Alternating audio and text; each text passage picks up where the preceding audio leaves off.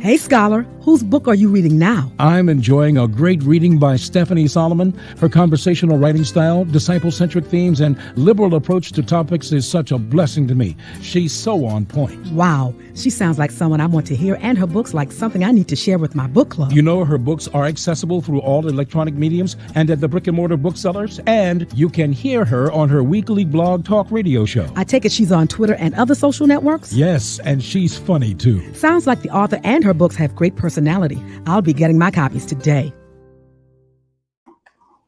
Well, hello, everybody here, there, and everywhere. Welcome to Winning Ways. I'm your host, Stephanie Solomon, and it's a great day in my neighborhood. I believe in finding at least one thing to be excited about and happy about.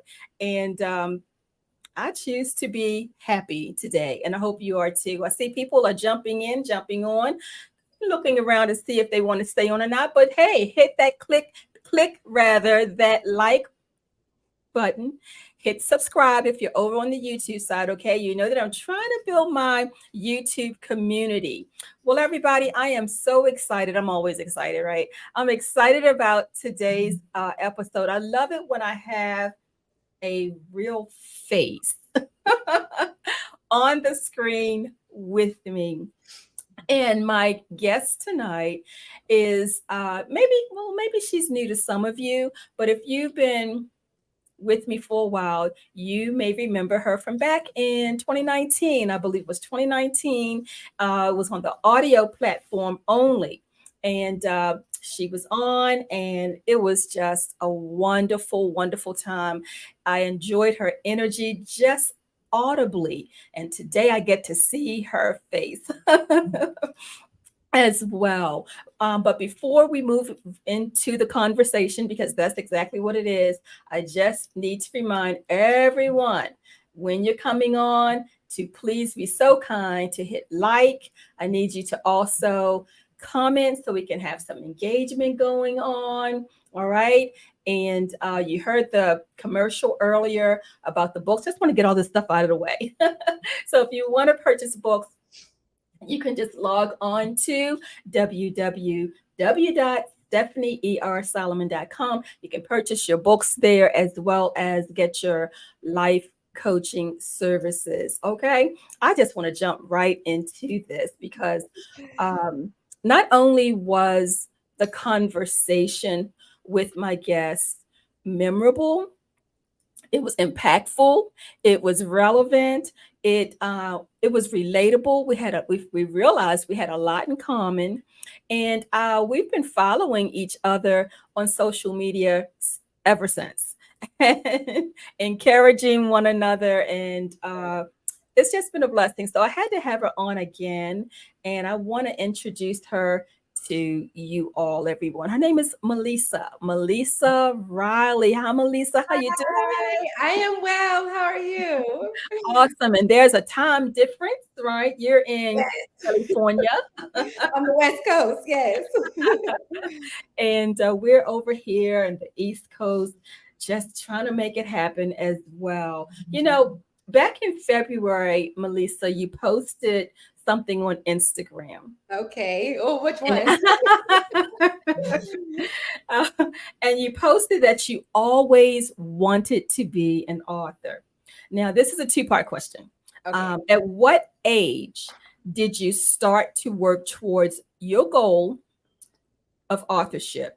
And what hurdles did you encounter as you were trying to accomplish that goal? Okay, I will say that it started with my love of writing and reading. So the first foster home that I was in, she actually only had a box of books in the room, which is a catch-22 of how I learned to love writing, because I didn't grow up with like a TV and stuff. Like, she just had a box in the room of books and magazines.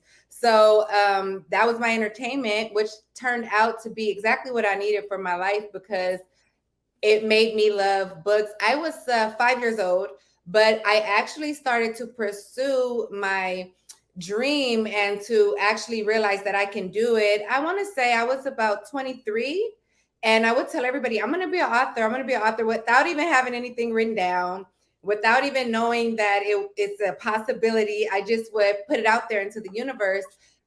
So long story short, I was at a foster, like a pop-up shop that they do to register people for foster to become foster parents. And I was a worker there trying to get people to become foster parents. And I actually was saying, I'm going to be an author to one of the people that were trying to do an application. And we were just talking, and the woman next to me actually heard me, and she was really close friends with someone who actually owned a publishing company. And so at 24, I had my first meeting. And then at 26 is when we actually started to bring it to life as far as writing the book and getting the illustrator and putting everything together. So I would say I always knew I was going to be a writer, but it wasn't until that chance encounter that I was like, oh, I could actually do it. So I was like, yes, I did. I'm going to move forward. And this is my calling, this is my passion. And I just been going ever since. Absolutely awesome. And what I would like, because you share this openly, what I would like for the audience, the listening and viewing audience to know is about your background. Because oftentimes when we think about or we see people who are doing things that maybe we've thought about, dreamed of doing, Mm-hmm. or even if we haven't dreamed of doing it, we may perceive it as being um, a big deal, and Right. an Yes. awesome task. And we say, oh, I could never do that. But what a lot of people don't know is the backstory Right. or the Right. beginnings. Yes. Share, if you do not mind, Mm-hmm. share your testimony, because that helps to me have a respect for what you do and appreciation for what you do. So if you don't mind, would you share with the viewers, because you mentioned part of it. And Yes. Okay, I guess you're wondering, like, okay, you were in foster care, right? I just hopped right into it. Well, me and my sister and my mom, we came from Louisiana due to a domestic violence situation.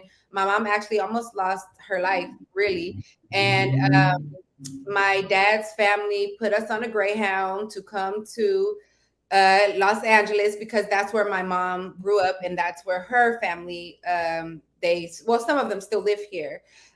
So she followed my dad to Louisiana, which is where I was born. But when I was 5, there was a tragic situation where we had to come out here.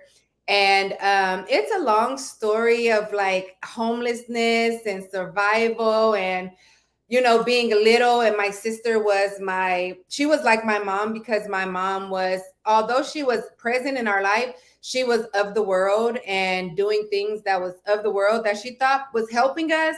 But in the end, it really hurt us. But that's how I ended up in foster care. We were actually taken away from the Cecil Hotel because we were homeless living downtown. At the time, I believe it was 93 when I was taken. Oh, wait, 88. Yeah, 93. So at the time, a hotel room at the Cecil Hotel was like $34 a night. So my mom was doing whatever she had to do to get us that room every night to have a place to sleep. After living in shelters where it just didn't work out in the shelters, it's not basically the best environment or the best, people. And my mom just didn't want us there. So she put us in the hotel that wasn't necessarily the best, but she was trying. And so me and my sister were removed from the Cecil Hotel downtown Los Angeles in the heart of Skid Row. And we were in foster homes. We're in a total of 7 foster homes. And then I was adopted when I was 12 years old by a family out in Compton, California. And that's where I ultimately, ended my foster care ship in Compton, getting adopted. So yeah, that's pretty much the gist of like my background. I grew up in foster care. I don't like to like really get into detail because there's kids that are still like I mentor kids that are in foster care to this day, and it can be so triggering saying like, oh, you went through that, like, I don't know, but let's just say foster care is not exactly the best. If you have family that can take your kids because you can't, that may be the best way to go, a post for foster care, because a lot of things happened to me and my sister while we were in foster care, assuming that we're going to be better off, right? But it didn't necessarily go that way. And then when we got adopted, it was, a huge blessing. We finally had a home. And so, yeah, that's pretty much my story. I'm a former foster youth who pays it forward by trying to help other foster youth. Like I said, it's a catch-22, because me landing in foster care, it was like the end of the world for a 5-year-old. Who are these people?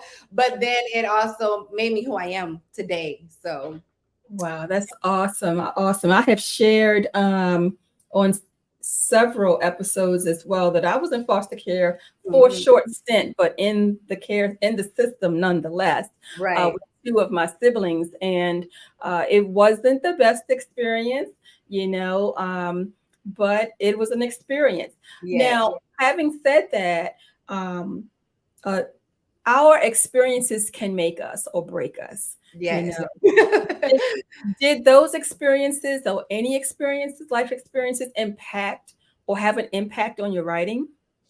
Oh, yes, for sure. I actually, it's funny, but me and my sister, when I said I want to write a book, she was like, she writes poetry. So my sister writes poetry, so we're both writers. And she writes cookbooks as well, which Miss Stephanie, you and her have to get together on some of Yes. Yeah, no, you be going up. I'll be like, you make me want to eat veggies. When I see I'm like, Miss Stephanie's steaming some veggies and got the season all season. Look, it's gonna be good.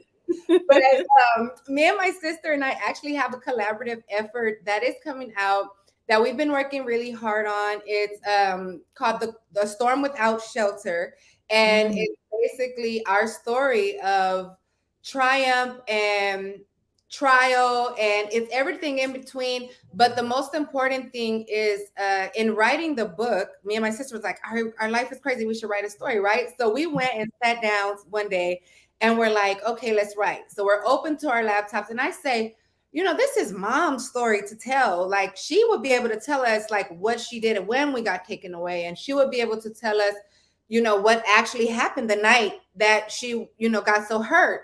And so it was crazy. My sister was like, well, let's find her. So we got on this website, findyourrelative and Wow. we did, and we found an uncle that was actually married to my aunt. And he called right away and he was like, yeah, your mom has been sober for 12 years and Wow. she has been looking for you guys. And oh my God, here's her number. Call her right away. At that time, I was taken away from my mom at 5. At that age, I was 19 years old. So I met my mom again at 19 after the last time I seen her, she was banging the pavement. Don't take my daughters, don't take my daughters in the middle of the street, downtown Los Angeles. So we actually called her and she cried like a baby. And so in wanting to write my life story of things that happened, it actually made me find my mom. Like, I was like, let's find her. And then we did. And we went, and she was living in another city in California. And we drove to go see her. And my mom has since passed away, but we had some amazing Mother's Day dinners and things that we didn't get to do, as kids and teenagers, having conversations with her. My adoptive mom was rather strict. Like, it was hard to talk to her about like anything. So then I met my real mom, biological mom, I'll say, because real could be a touchy word. But I met my biological mom again, and she was so cool. Like, I could talk to her about the guy I was dating or, whatever it was. Like, my mom was so open and just loving to whoever we were. So yes, I would say that writing is really the most pivotal part of me, because in writing I found my mom, I found my love for work. I do this every day. I work for others now writing, so it's amazing. That's absolutely awesome. It is so awesome. How important was it for you to just show up for yourself? I mean, especially for in the writing um, phase of your life, just showing up. It's having a desire and enthusiasm and excitement to do something is one thing. Actually putting your Mhm. foot forward to do it Gosh, is another. So, it's we often hear about showing up is is a big deal. I'm learning that it's also important that there's a how to show up. That's what I'm mhm. learning. Because Yeah, we can show up and not be our best self. And I know some people say, well, give credit to yourself for just being there. But I understand that sometimes that, whether it's an attitude, whether we're in a funk or whatever, it can mhm. be an inhibitor. It can, block some things. How Yeah. important was that for you, showing up for you, for you? For me personally, if you show up and say, "Hey, I got this book I wrote," boom, boom, boom, it's all in your presentation, right? So I had Mhm. to humble myself as well because I had to learn how to professionally approach people. So Mm. a lot of people think this is such a good question because a lot of people think I'm gonna write my book. It's gonna be on Amazon. It's gonna be on Barnes and Noble. Boom! I'm an author. I'm a star. New York Times bestsellers list. Here I Right? No. Oh my gosh. It's so much footwork that goes Yep. into it. I'm literally out here. I just relocated a month ago and I'm in a new city in town. They've never heard of my name. They never heard of my book. So here I am again, which I was in Los Angeles doing all this footwork, right? And I felt like, hey, I tackled all the major bookstores in Los Angeles, showing up as my best self. And the way that I show up as my best self is feeling confident, feeling great, my hair, my nails, my whatever, if my makeup is right. I used to think that that was my best self. But then I learned like Mm. I would go to bookstores just because I was, energized that day, but I didn't have enough energy to do my hair and do because I'm a do-it-yourself type of person. So Me if too. I can save some money, I'll do it myself. So Yep. I would, do everything myself. And that is the same thing you do in writing. Like you literally have to call Barnes and Noble. You literally have to go in there and you have to say, hey, this is me. And it's not so much as looking beautiful on the outside, it's so much as you're doing it with the heart of it doesn't matter how I look, it matters how I present myself to the individual. A lot of times people don't know this. You have to go find the store manager to get your book actually in a Barnes and Noble, go through the process, but you Tell presenting me your best about it. girl, like it's like you showing up presenting your best self will make them want to Oh, know what your yeah. book is about. But it's not so much about the outside, it's about how you present yourself as a genuine, human being and a genuine person. Yes. Yes. Yes. I am impressed because I see a lot of the footwork that you've actually, you know, you've Yes. actually done. When I see you at the different bookstores, and there are not a lot of brick and mortar bookstores as it, used to be. But when Yes. I see you and you're also at schools and you're at other places, and I know is that takes diligence on your end, whether you have a marketing person, publicist, or any of that, you still have to know how things work, Yes. and I can tell by when I see you at these different events. I'm like, look at her, and they're so appropriate, whether they're schools or whatever. And I'm like, that is so fruitful, and it's so rewarding. It's just great to see. Now, you've already answered a part of this next question. Okay. Um, how important is it for anyone who wants to achieve something? Because I'm asking you this because you reflect, you show the work. You don't talk it, you show it as more so. How important is it for anyone who wants to achieve, uh, an adult or child, to prepare to put in the work? Because that's one of the things that I'm running into with individuals. They want a lot. Um, they want this, they want that.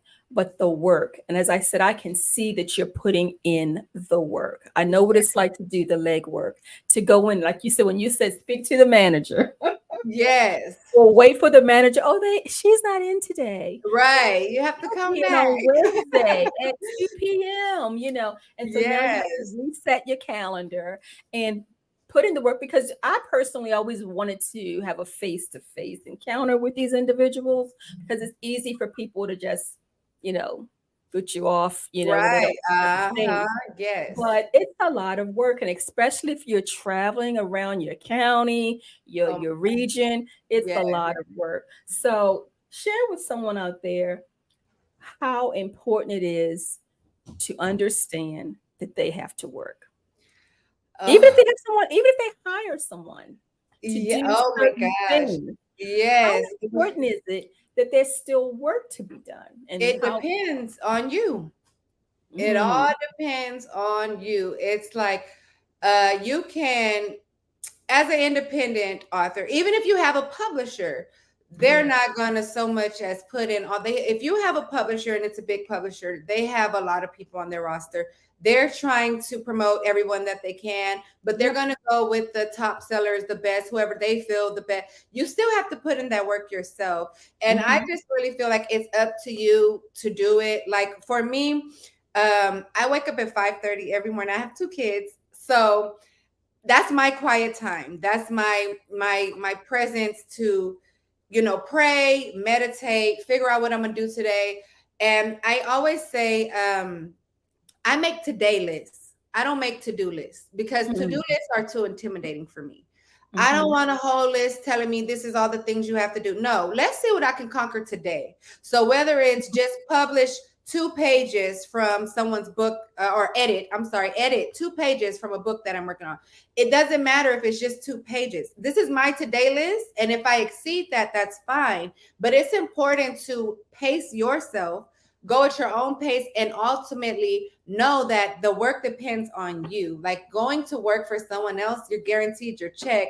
If it's a legitimate business, you're guaranteed your check. But when you're out here self-publishing, your own boss, you have to be harder on yourself than a boss would be on you, because you really want to sell your book. You want to put yourself out there, and the hard work is really like, the pressure is on you ultimately to sell your book when you're doing it alone. So you have to know that it all depends on you. Oh, I didn't sell any books today. Oh, well, did I promote? Did I make a post? Did I Mhm. go to Yeah. Facebook? Did I even do a live? Did I promote it? It doesn't matter how old your book is. It's like Yes. constant promotion, constant footwork, constantly, because it may not be a book that'll hit this year. Maybe the Yep. world isn't talking about that this year, but Yeah. next year it might be the big topic and your book may shoot up, top Amazon seller. But you really have to keep putting it out there. It's important for your liability and your livelihood. If this is what you're depending on, you have to literally put the work in. And that just goes for any, if it, like, I wake up and I say, this is my business. So I'm clocking in on my invisible time clock every day as if this is for real. Like, I have to do this. So I'm figuring out what libraries are closed, what schools I haven't hit, what schools are new in the area that are receptive to this, age group, elementary, middle school. So I Mhm. just know that all the work that if you want to sell your book, you cannot just put it for sale and expect people to buy it. Like, you have to literally put the work in order for everyone to buy it. Yeah, I think people. I know. I was so taken back and depressed when I Oh, started. Yeah, I was, because I thought that I am more of a creative mind, and yes. so no one could have prepared me for the footwork. No one could have prepared me for the administrative piece, the Yes. marketing, Yes. and and even the accounting. Oh, yes. Keeping up Yes. with that, the record keeping. I didn't Mhm. even keep track. I can remember I didn't keep track in the beginning of places, because I did a lot of speaking engagements in the beginning. That was new to me. I wasn't ready for that, but it came along with it at different places, workplaces and churches. And Oh, I did not I did not have great record keeping. You know, Yes. so I had to learn that and understand that even if I got someone else to do it, no one really embraces the vision like yours truly. you Yeah. know, So because it's true. given to me. And so I had to know how it worked, even if I would have someone to, help out in the future. You know, like I said, I watch you and I've watched you since 2019, and it's really evident that you have the favor of the Lord on your side. You Oh, really do. thank you. Oh, I'm claiming Yes, that. yes. Since the last Yes. time, yes, since the last time that we aired in 2019, you become a wife. Yes. You become you become a mom again to your second child, and she's adorable, by the way. Thank The son you. is too. She's Thank gorgeous. you. She looks like she runs the household. Oh, she does. Well, she tries. Yes. You have another publication that I've seen, Wisdom's Dream World, Yes. and another publication in the works. What fuels you? Because some people will look at that and say, "Oh my God, how can you find time? Where does this energy come from? Where does your creativity come from? What fuels Melissa? What fuels you?" I think the passion to fully people on the outside looking in may say, "Oh, she got this book, she got that, she's doing great." But at the same time, I have not reached my pinnacle yet. I have not Mhm. reached where I want to be. I still haven't made the New York Times bestsellers All list. right now. All you know, right. All but right. I have dreams and aspirations that I still am working towards, and I feel like it's just the beginning. People are Yeah. like, "Okay, you've done all this." I'm just getting started. Tommy's to Mommy was my first one. Wisdom's Dream World is my second. That's my second baby, and I honestly feel like there's so much more for me to do because my whole purpose is to write children's book with a purpose, and it Yeah. doesn't necessarily have to be a specific purpose, but it's Mhm. like there's so many different messages that I try to put into my publications, works, projects. So, like with Tommy's Two Mommies, it's not only about him growing up in foster care, but it's also about loving your parents. So, and being receptive to having an extra mom doesn't necessarily have to be a foster mom. It could be your godmother, but it's just about loving the people who care for you, who take care of you, and who pour into you. As a child, you're like, okay, I love you because you're my mom. No, there's reasons why you love people. So I think that what Yes. kills me is the purpose behind each. And I get so many messages. Like I'll go check my Instagram request section, and I get so many messages of people that I didn't even know were watching, or they may not have followed me, but they went and viewed my page and they wanted to send me some positive words. That's fueling. That makes me want to say, "Hey, I need to promote today." Somebody is watching my words, and a lot of times my captions are straight from my head. I probably be making a lot of money off of memes, but I do it for the love of the art.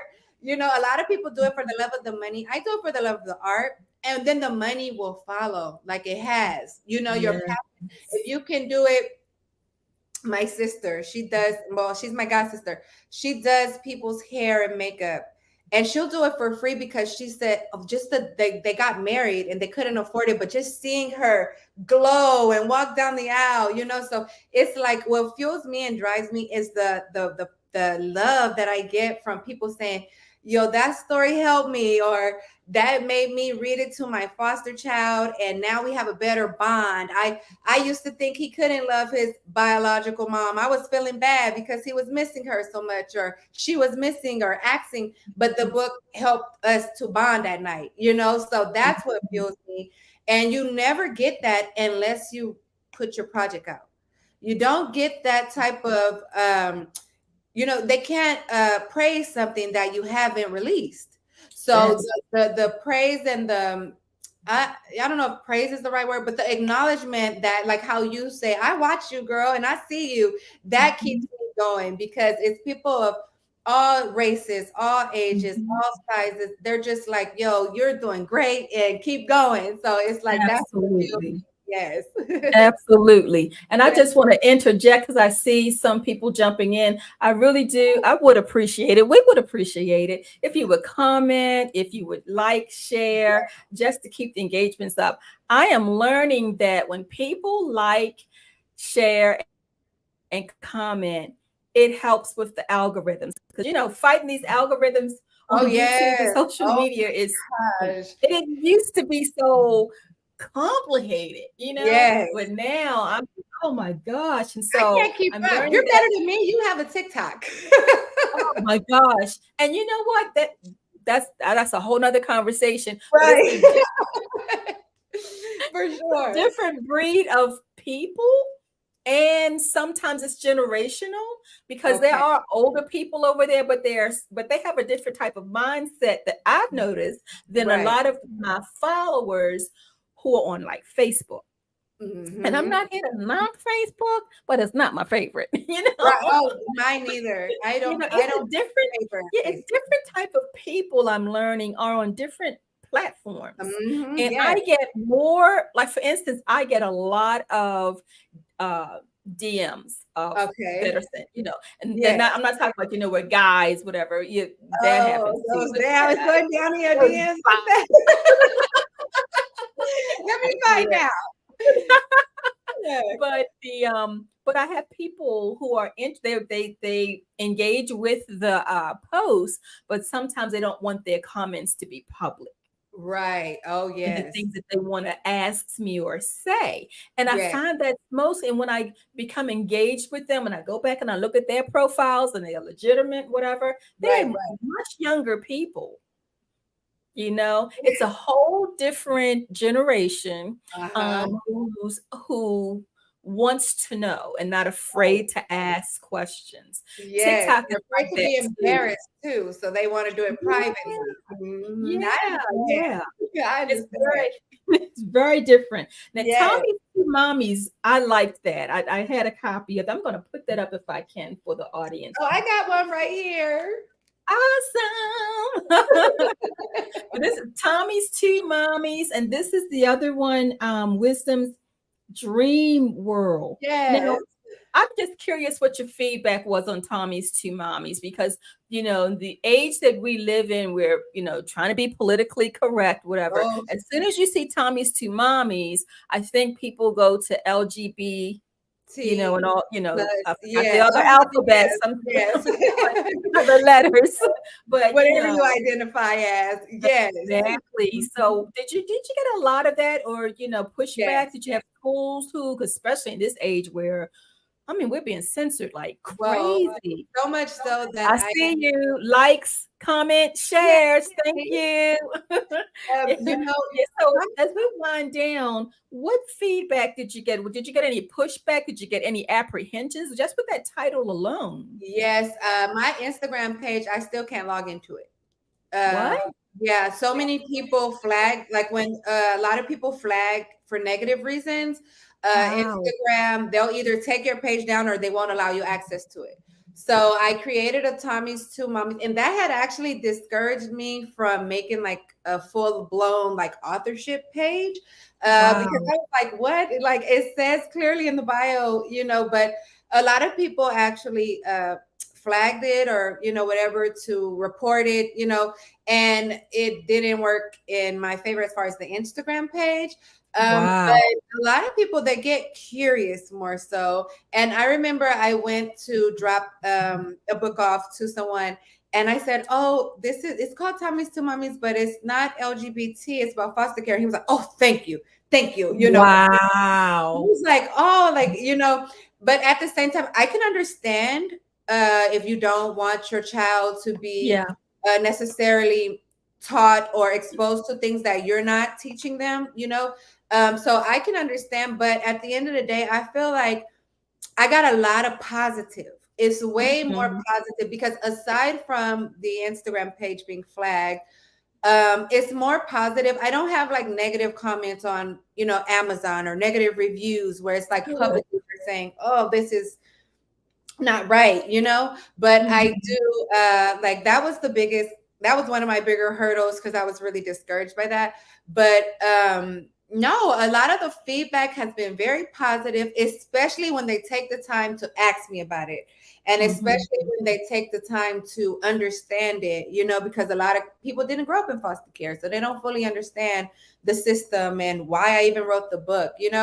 And it was Tommy's Two Mommies only because it rhymed with Tommy. And, the name Tommy was stuck with me, but for Uh-huh. some reason, it rhymed. And my publisher, who is now my partner, oh yeah, the guy that I met that released Tommy's Two Mommies, he's now my publishing partner.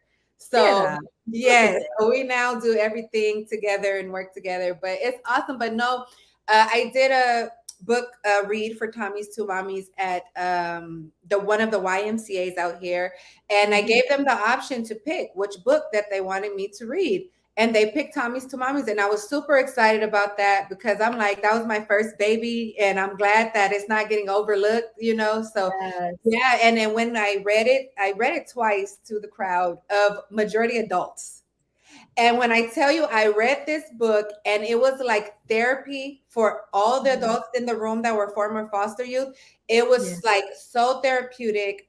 It was older of every race you could think of, Miss Stephanie. They're in there and they're telling me about their time in foster care. And I'm relating to people that are from totally different walks of life because we had the same situation. So it's Wonderful. pretty much been positive. But of course, I have to explain. Like every time Yeah.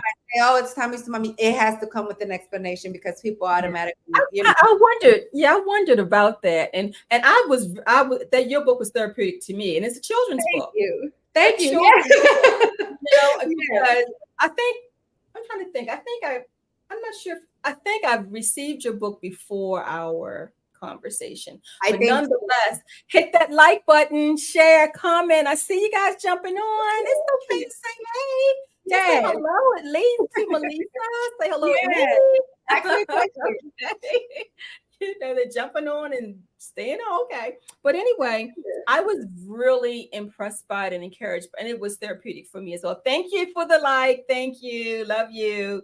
Yes. Yes. Thank Now, you. what about Wisdom's Dream World? Is that collaborative work? And what's the inspiration behind it? Oh, I'm glad you asked that. So it's collaborative because it is the introduction of me being partners with my publisher, who is Keith Malinsky. I wrote the book 100% myself, but this Oh, was his way of introducing us as a team. uh-huh. So this book is very special to me. I actually wrote it the morning after George Floyd was killed on national television, right? Uh-huh. So basically, I was watching it. I have a son. I was emotional. I'm super emotional. I'm a Cancer. So a lot of times I'm crying, and sometimes they're just happy tears. But that was so draining for me that I Mm. cried so much. I held my son tight. I'm sure, just like a lot of other mothers in this world, we had that talk with our child. He used to love the police. Like my son used to want to be literally, Miss Stephanie, every Halloween that he could pick a costume, he was a law enforcement officer or a Wow. firefighter, a public service worker. But after that happened, he was scared of the police, and he used to be the kid that would wave in the car when they would see. Now he's like timid. So Mm. that night when that happened, me and my son, of course, we had to talk, and then I had to tell him, okay, this is what you do if you ever get pulled over as an adult. This is what you do if mommy get pulled over and you're in the back seat. And it's like we had to Mm. just talk about so much. That night, I prayed so hard for the world. I was praying so hard for every little black boy, every little black girl, every colored Yeah. child that is discriminated against because of it. And I had a dream. And in this dream, it was a matriarch of the family, and she was beautiful. And she basically had 6 children, and then they each married a different race. So Mm. once a year in Wisdom's dream world, it's her dream world. It's actually really a dream of hers, but it comes Okay. to life in the book. Mhm. All of the cousins get together once a year and they celebrate each other's culture, and they gift each other gifts from their culture. So it's like a big happy family that love each other no matter what race, what color, what ethnicity, what background. And it was crazy because I had the dream and then I woke up and I was like, what is like what? I still remember it. I'm always amazed when I wake up and I remember my dream. So I got a pen and a paper and I wrote the dream down. And then it just stayed on me that morning. So I called my publisher. His name is Keith. And I said, Keith, there's this book that we have to release because I just dreamed about it. And he said, wow, that sounds like a dream world, you know, because I'm like, Oh, wow. they get together, they bring food from their different cultures and they bring their different traditions all together. He's like, wow, that sounds like a dream world. So the little girl in the book, her name is Sophia, and Sophia actually means wisdom. So not only does the book bring light to like everybody loving each other, it actually educates on different cultures. So like each kid in the book, they're from different walks of life, religions, cultures, but they say what their name means. They introduce their gift and then they explain the importance of their gift to their culture. Wow, that's Yes. awesome. That is so awesome. And just look at how the collaboration came about, you know. I'm Yeah. telling you, we could talk on and on. I love to hear your experiences and I love to hear evidence of endurance and perseverance, you know. What do you any projects on the horizon that you want the world to be on alert, you know, on the lookout for? You know, Miss Stephanie, I started editing for other people now. Ooh, So, because I nice. have people that come to me, they say, you're so amazing. I want to write a book. How do you do it? I can't write. I can't spell. I can't punctuate.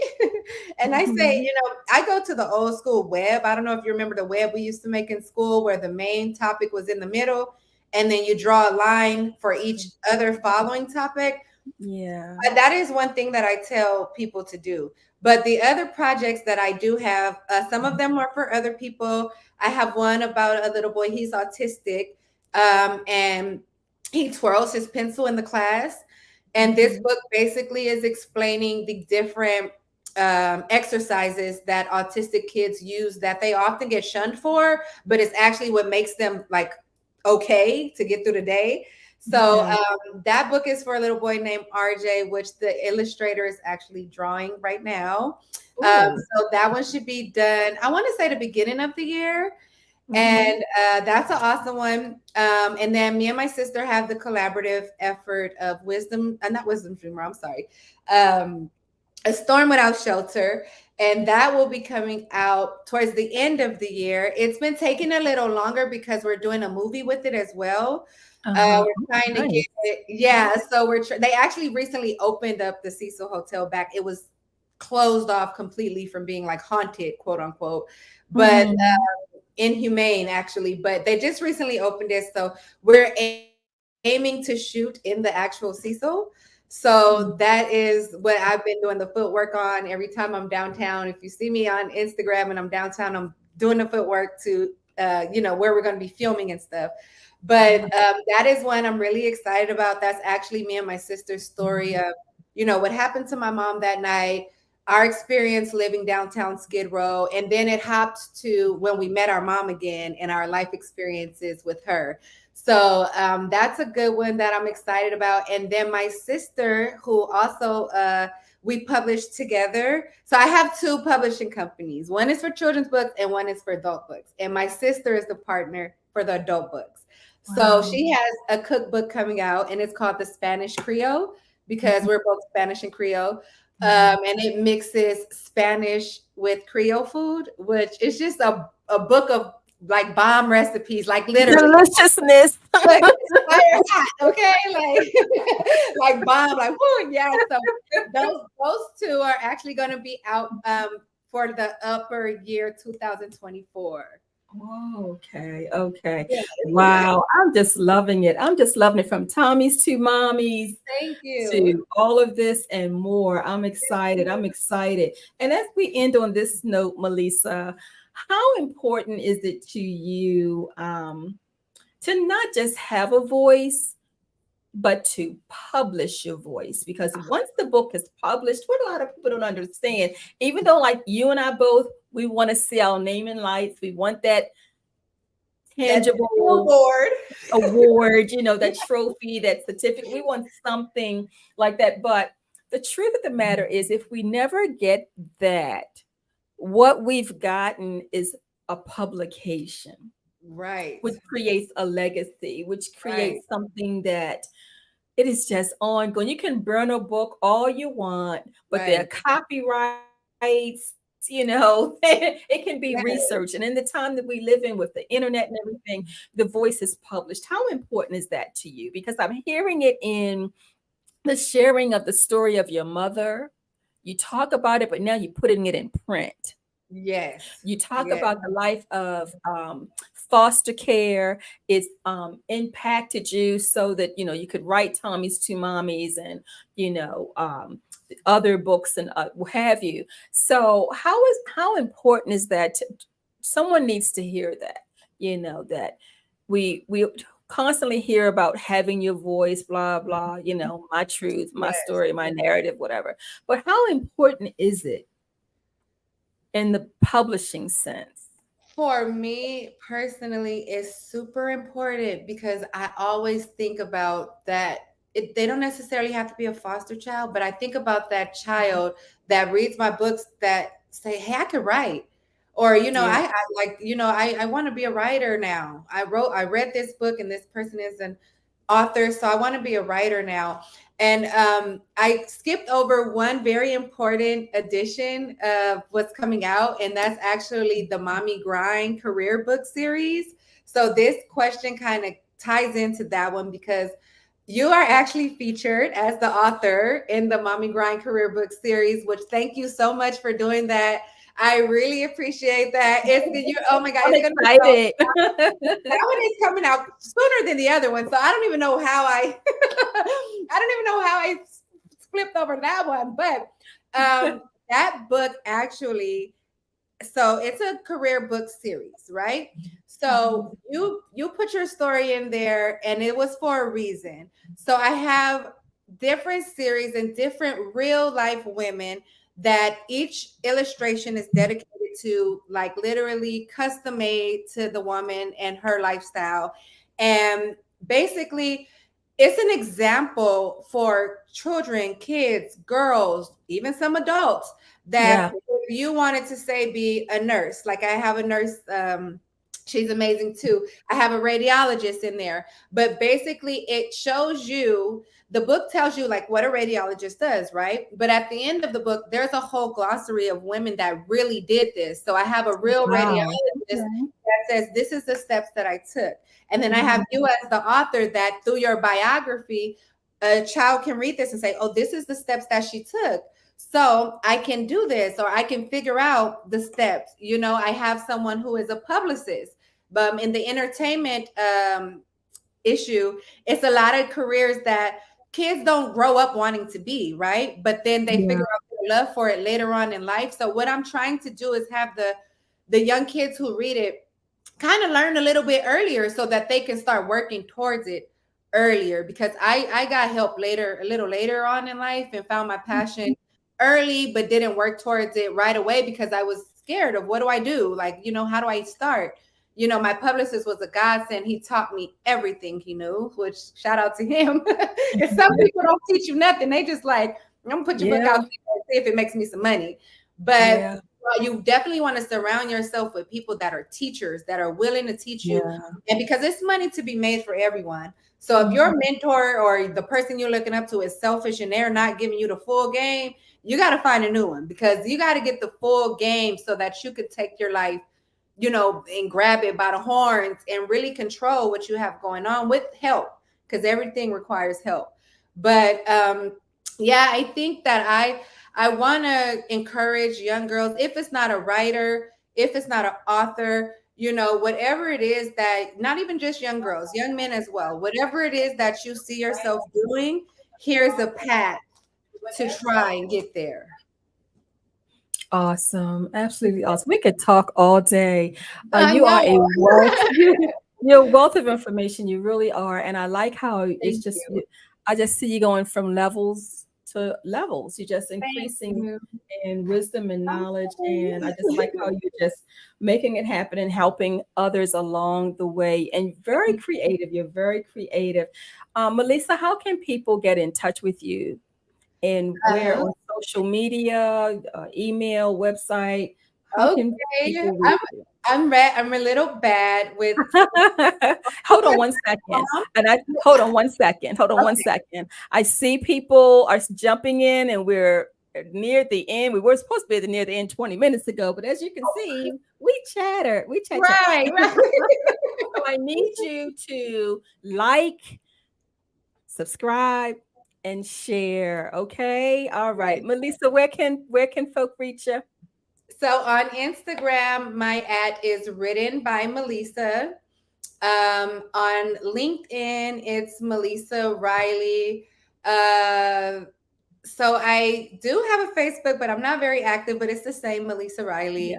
And Mhm. then my website for the publishing company with my sister is butterflyeffectpublishing.com.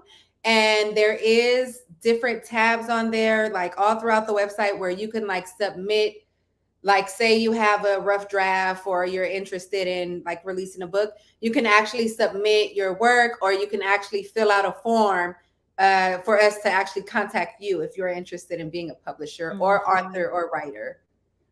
Absolutely awesome. The title of this was or is Writers Unblocked, Yeah, and I it like is it. definitely Yeah. definitely there's no writer's block here. The No, oh my level God. of Well, sometimes, sometimes. but it doesn't stay long, or it hasn't won because you're just moving forward with multiple tasks and assignments, and I'm so proud of you.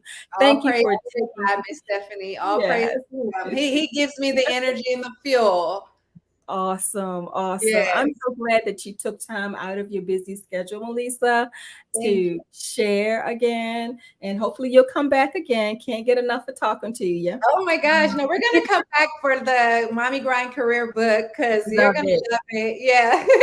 Love it, love it. I love your energy and all. So Thank thank you. you so much for coming through, sharing. And I'm sure that you blessed someone who may be silently sitting on a dream or goal or aspiration. And people just need to know that they are not really in their rut alone, and that Right. there are so many people who've been there, are Mhm. there, and there are people who are still struggling, but they're still moving forward. Yes. We didn't even address that. Like you kind of touched on it when you talked about wanting that, New York Times bestseller and all of that. Right. But we're still moving forward. Uh-huh. Didn't get it, you know, Yes. didn't get the fame, didn't get the acknowledgments, but guess what? It doesn't define who we are, Right. and it doesn't take away the guts. And some people are defined by those things, and some people don't have their mojo, Right. in I'll say motion. this. Can I say one more Mhm. thing, Miss Sure, Stephanie, that helped sure. me? Social media is our day and age, right? That's how Mhm. that's what we do. I literally had to unfollow people that triggered negative thoughts, Yeah. negative events, negative moments that I had in my life. I don't care. You didn't do nothing to me, but every time I see you on my page, I think about that day. So it's It's for like, me. why are you here? Yeah, it's like I don't even know why you're here because you're taking me to a negative place Really? every Why time are I you see you. orbiting my page? Yes, and it's not their fault, right? But just the way the mental works. Now when I get on, I followed a whole bunch of authors, inspirational Yes. quote pages. And Yes. so my brain that's all it's getting fed. It's only Mhm. getting fed the positive. It's only getting fed the go get your dreams. And I'm following other authors that I see doing more than me. And I'm like, oh, I got to get up and do something. So with social media being such of what am I trying to say? We're driven by it. It's a part of our life. We wake up, the first thing a lot of people do is check their phone. It's the news update, whatever. I would just say another way to help assist to become successful is follow successful people, follow successful pages, follow pages that feed your brain. Like when you're reading it, your brain is taking it in. So when you read something, you want to feed your brain something that your brain can work with and be positive, like positive quotes, positive memes, like following people who have bad habits and do it all the time. Try to get rid of that, because then it makes your brain like, oh, well, let me go have a drink at the bar, and there's nothing wrong with that. But I'm just saying, if it's something that you can be doing positive or productive, let's do that first, so it's always helpful to just follow people who encourage, people who help, and people who have great work ethic, because it'll make you feel lazy and you're like, I got to get up and do something.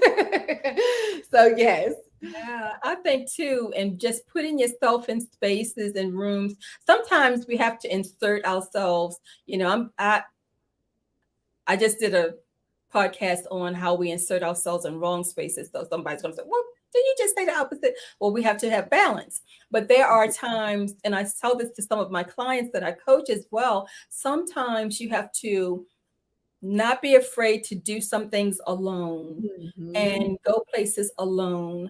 Be safe, Yes. but alone. And put yourself, become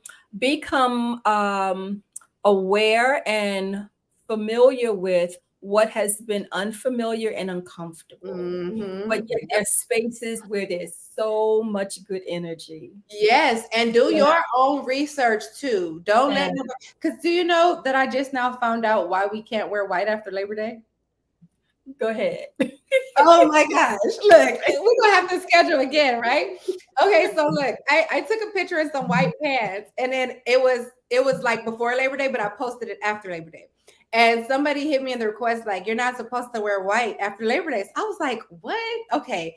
I know I grew up hearing this, and then I wouldn't do it. I wouldn't wear white after Labor Day because my mom whole thing was, you can't wear white after Labor Day, right? That's how she was like.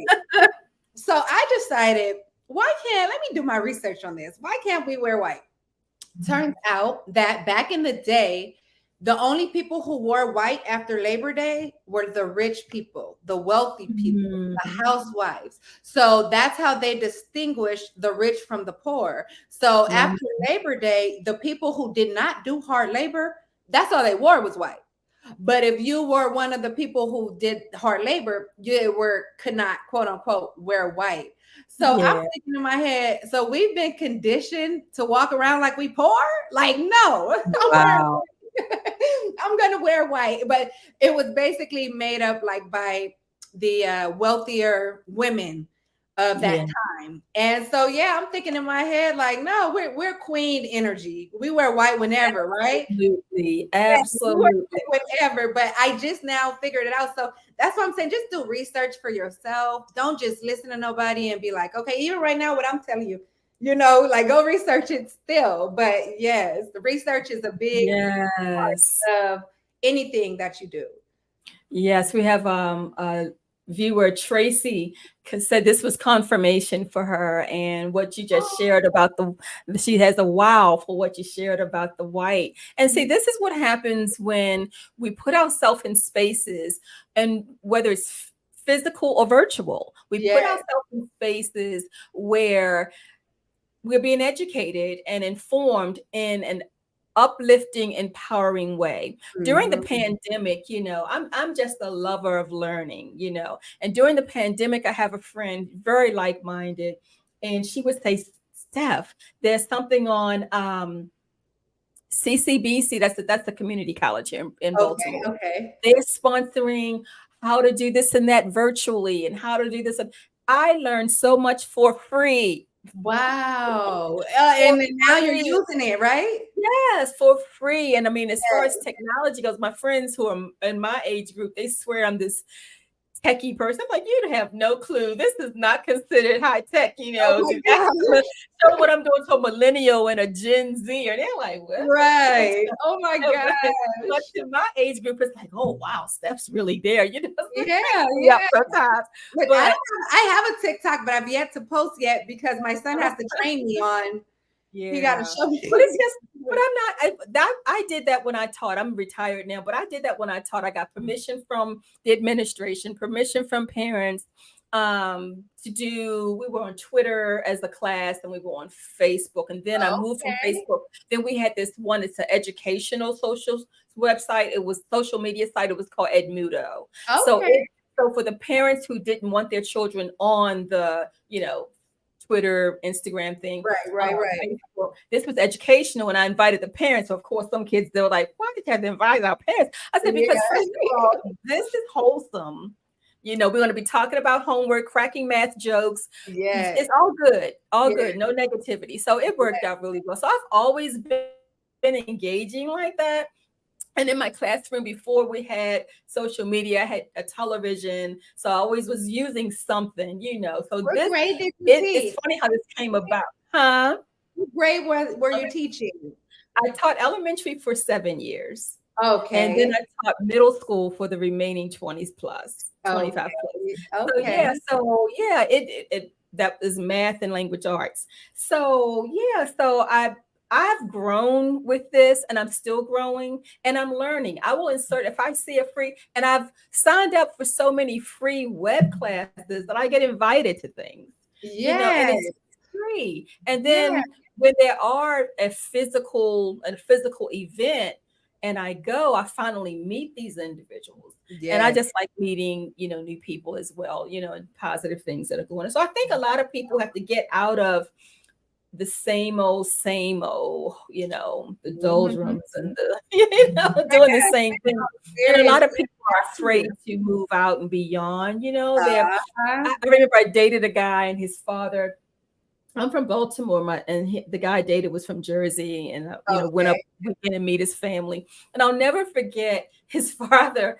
His father was having this great conversation about how many people don't move 50 miles away from where the family originally lived. And I thought about Yeah. that, and ever since that was said to me, I started noticing that. You know, Yes. that there's We certain and if you move away, some people had this conversation like, how could you? I remember my daughter went away to school, was 300 miles away. And it yes. was a 6 hour drive or an hour and 15-minute flight. And Yes. there were parents who asked me, how could you do that? And I said, how could I not? Right. Right. You know, Right. how could I do that? How could Yeah. I not? Well, my you my know? husband grew up with his mom, and they're like this. They're so close. I love it. But basically, we moved an hour and 10 minutes away from her, and Mhm. he's been not to say from her, but he was so LA. Like I'm here, I'm an LA boy, and then now we're in a different place, and it's so peaceful to him, and it's like a Yeah. new, open eye experience. Like, wow, I didn't know. But yeah, so sometimes It's you a gotta, big world out here. And yeah, it's not all bad. It is yes, bad that it is corrupt, it is perverse, but there are pockets.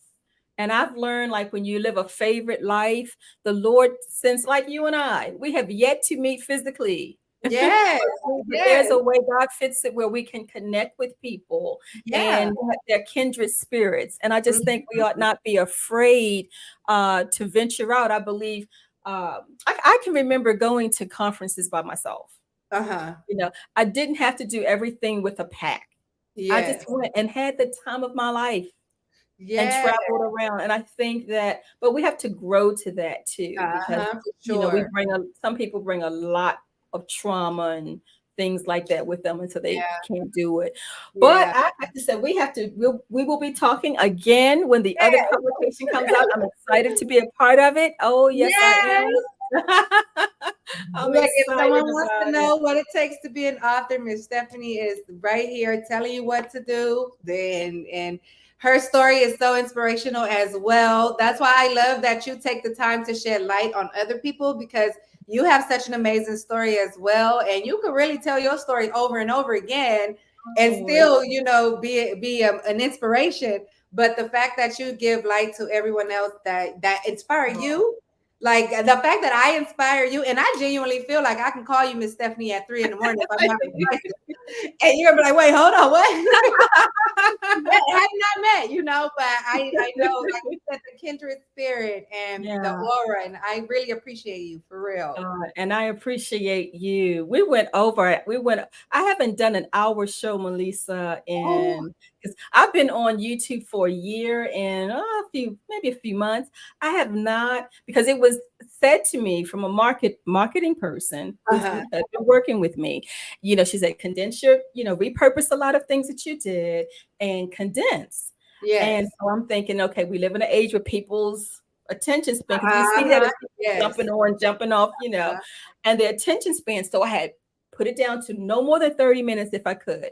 I'm Well, sorry to run you over. honey, I'm sorry to run you over. no, don't apologize. I am My not sister, editing.